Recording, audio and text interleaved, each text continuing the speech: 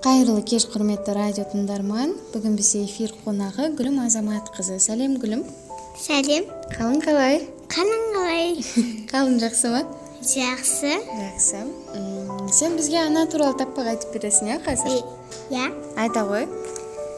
Анасым жүрегім, өмілік тілегім, аман боп жүрсек, олардан тіледім. Керемет. Гүлім, сен анаңды не үшін жақсы көресің? Анасым менің ақылдыға. Ақылды, иә? Әдемі. Сосын анаммен бірге не істейсің үйде?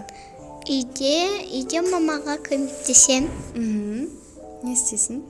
Шай жинауды көмектесем, шайды дайындауды көмектесем, үй жинауды көмектесем. Сосын мен мамама қалай туралы жаттығу жасауды істетем. Жаттығу жасатасың, иә, анана? Ендеше Гүлім, бізге тағы да анаға арналған бір өлең оқып берші. Оқай алам. Айта ғой.